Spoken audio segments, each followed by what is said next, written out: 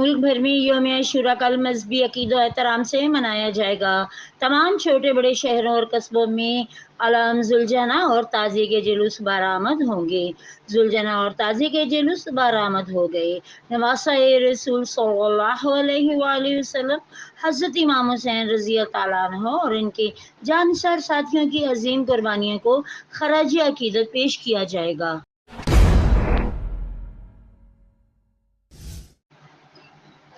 ملک بھر میں 9ویں محرم الحرام کے جلوس برآمد ہو رہے ہیں۔ سیکیورٹی کے سخت انتظامات اہم شاہراہوں، امام بارگاہوں، ماتمی جلوسوں کے راستوں پر واک تھرو گیٹ نصب، سی سی ٹی وی کیمروں کی مدد سے نگرانی، سوشل میڈیا کی بھی خصوصی مانیٹرنگ، امن و امان کے قیام اور شہریوں کی حفاظت کے لیے صرف مخصوص مقامات پر موبائل سروس معطل رہے گی۔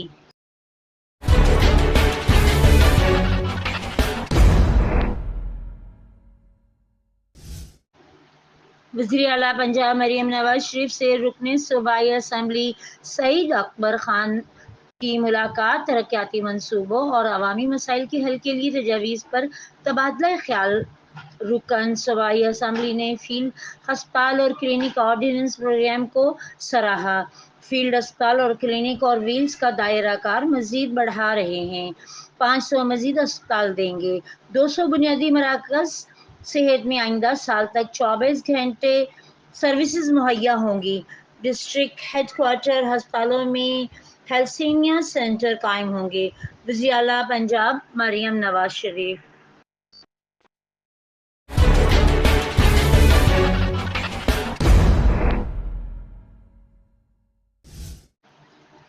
فلسطینیوں کے خلاف صہیونی فوج کی بربریت کا سلسلہ جاری۔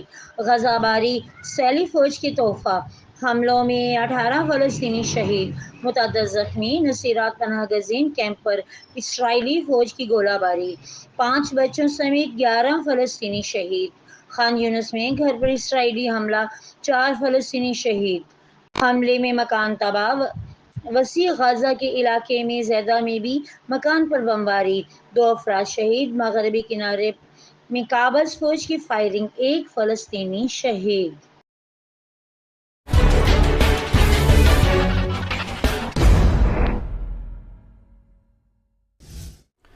بھارت کے زیر قبضہ جموں و کشمیر میں حملے میں آفیسر سمیت 5 بھارتی فوجی ہلاک، 1 زخمی۔ حملہ ڈوڈا کے علاقے رضا میں بھارتی فوج اور پیراملٹری فورسز کی مشترکہ ٹیم پر اس وقت کیا گیا جب وہ محاصرے اور تلاشی کی ایک مشترکہ کارروائی کر رہی تھی۔ علاقے میں آپریشن جاری ہے، کشمیر میڈیا سروس۔ بھارت کے زیر قبضہ جموں و کشمیر میں حملے میں آفیسر سمیت 5 بھارتی فوجی ہلاک، 1 زخمی۔ حملہ